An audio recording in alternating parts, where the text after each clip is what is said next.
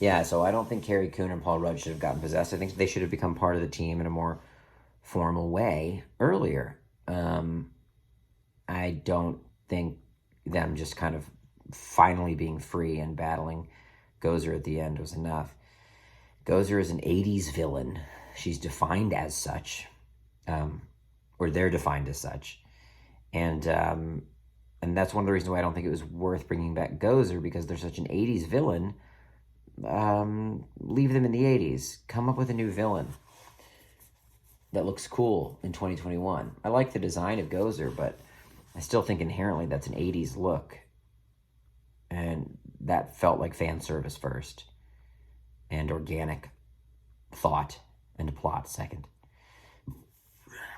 So Carrie Coon and Paul Rudd should not have been possessed. I think they should have been part of the crew earlier. You know, you kind of want everybody to wind up in suits. You kind of want everybody to wind up in jumpsuits. Never fully gel as a team. Copy that. I wrote that. Yeah, I said that already. What was the team? Right.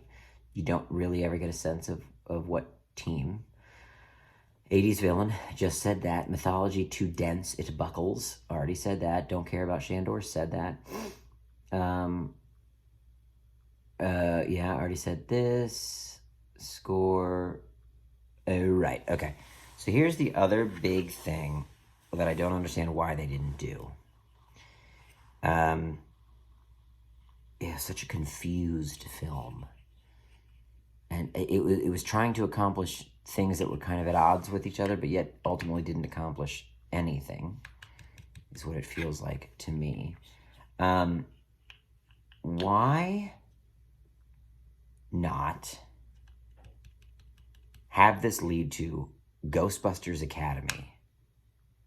Maybe that is what it's leading to. Why not have it be, if you involve Ray earlier, if you involve Winston earlier, keep Janine involved, they start working with these young kids and science teacher, a young science nerd that has no place, that is always feeling misunderstood and like an outcast. Ernie Hudson relaunches Ghostbusters at the end of the movie. Phoebe shows up as the first student of, as he unfurls the sign, Ghostbusters Academy. Dan Aykroyd is a teacher. Paul Rudd is a teacher. Janine is the dean of students. And you fully establish and firmly establish we are literally porting over the old crew into a new context with new young Ghostbusters. It's her summer school, Ghostbusters Academy. Maybe that's where they're going to take it, but I think that should have been the destination for this film, not as a post-credit scene, as the ending of the film. And I think if you make that your ending, it will help you speed up all of that bloat at the top. Because you know, hey, by the end of this, we got to get to Ghostbusters Academy. So let's speed up this whole, like, discovery, all this, the discovery bullshit that ultimately feels tedious.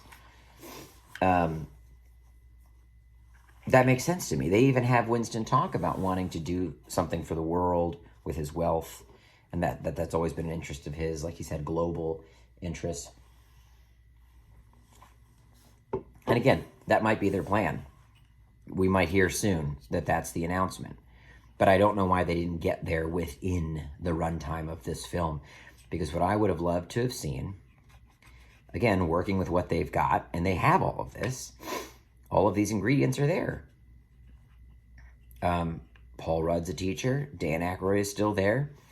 Ernie Hudson's proudly, running it as the financier and primary investor. And he unveils the sign for Ghostbusters Academy. And the first student is Phoebe and a bunch of other awesome science nerd kids that are going to learn how to protect the world from paranormal threats. And what a fun out that would be, pulling away from the firehouse with a new sign and all of this activity inside as students spill in for the first semester of Ghostbusters Academy. I don't know. It feels weird they didn't take it there when it seemed like the ingredients they were working with would naturally lead to that. But instead, it feels very frayed at the end. Winston takes the Ecto-1 back from the kids. The kids are still in Oklahoma. He's, in New York, with Janine, presumably, but alone in the firehouse. So the only thing I didn't really hit on is the Egon of it all. And I don't know my feelings on it. When you show me a spectral CGI creation of Harold Ramis in a jumpsuit holding his proton pack blaster gun, will I emotionally react? Yes. Does that mean it was good? No. Is it offensive? I don't know if that's for me to say. People that knew Harold, I think, would know if he would like to be represented posthumously in a film. I certainly don't know. Did it work for me in the moment? For a beat, it did. But I think because they chose not to have him speak, which was smart, they needed to show him less. Because I don't think any character can be on screen for 10 minutes and not say a word. It's just weird. I think you should have seen him helping Phoebe with the gun. And then I think as everybody else recognized who was there, he should have given a kind of knowing nod and dissipated. It's sweet that everybody got time with him, but I just think it pushed the reality of that character, even though he was spectral, not talking. I think that became uncomfortable. You were waiting for him to say something because he was there. Then people were talking to him, and he was just like, it's like, just show him a little less if you're not going to have him talk. That's my take on that. I mean, I don't know how you don't do a Ghostbuster at the end. It makes sense. I just think it should have been a little less of that. All right. Well, that's my 3-part breakdown of Ghostbusters Afterlife.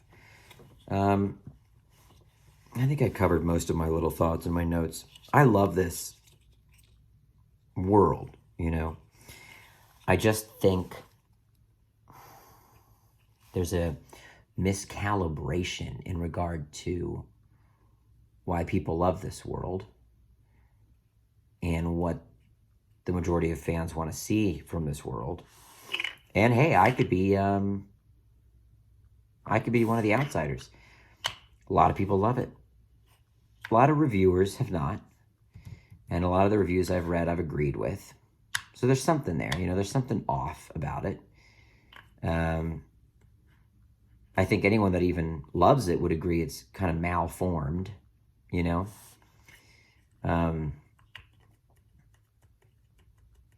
And again, all the ingredients are there to do something very clean and direct. I don't know why it was as messy as it was.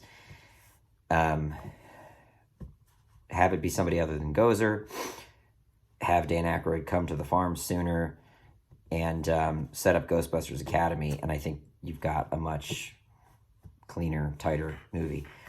And work on gelling a team dynamic out of that crew. I don't think you ever really truly gelled a team dynamic out of that crew. I don't even know if podcasts, like audio skills, came into play. I don't know if that character trait even paid off. Loved McKenna Grace, obviously, incredibly talented. Loved seeing the old school crew, but it didn't work for me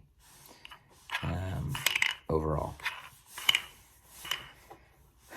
Okay, but in an effort to seem less negative, I wanted to talk more in depth about what I didn't think worked, and retroactively provide ways that it could have worked better. All right, thanks for listening, channel. More updates soon, more live streams soon. Sorry, I'm on this trip, and it's taken a lot out of me. But one cool thing about the trip is that I'm going to be stopping by the Creature Kit shop. So, get to see some of those bad boy puppets in person. Squidagana, guana. Guana, guana, guana.